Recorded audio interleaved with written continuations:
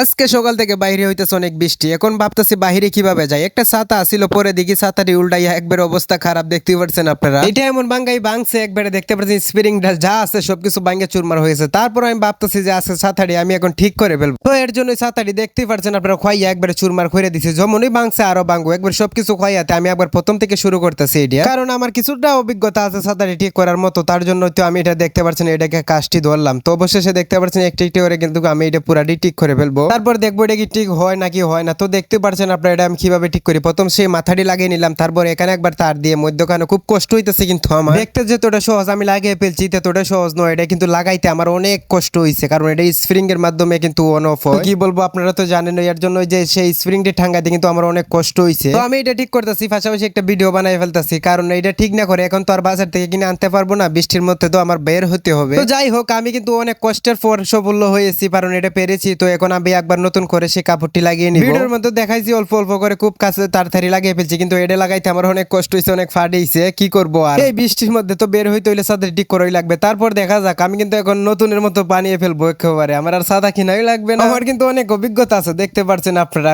কি ভাঙ্গা চূড়া সাতাটি আসলো আর কি থেকে কি করে ফেলছি। এখন এটার মধ্যে লাগান লাগবে আমার হাতা। হাতাটি আর বাকি রাখার কি দরকার, সেই হাতাটি খুই পড়ছে ভাঙ্গা আমি নিতে জানি না। তার জন্য দেখতে পাচ্ছেন ডাল দিয়ে একটি হাতা আমি খুব সুন্দর করে বানিয়ে নিলাম। হয়তো সেরকম পুক্তা হবে না, তারপরও যে হয়েছে মোটামুটি ভালোই হয়েছে, মানে ছাতাটি অনেক পুক্তা হয়েছে। তারপরও যেমন পুক্তা তেমন শক্ত, দেখতেই পারছেন আমার বানাইনি আধুনিক সেই বাংচুর ছাদ থেকে আমি কিভাবে এক নিমিষেই নতুন করে ফেললাম। এটার কিন্তু স্প্রিংটা মোটামুটি কাজ করতেছে, বেশি একটা কাজ করে নাই, তারপর অনেক ভালো কাজ করছে। আমি ছাতাটি ঠিক করতে করতে চারিদিকে বৃষ্টিও কমে গেছে, তারপর আবার বৃষ্টি নামতে পারে, কিন্তু আমার ছাতাটি তো কমপ্লিট হয়ে গেল। এরকমটা বানিয়েছি মোটামুটি আমি স্বাভাবিক চলাফেরা করতে পারবো এখন। তো আর কি, আমার এইটাই যথেষ্ট হইবে। তো ভিডিওটি এইটুকু, আপনারা দেখছেন আমি ছাতাটা কিভাবে নতুন করে ফেললাম। তো ধন্যবাদ সবাইকে আমার ভিডিওটি দেখার জন্য।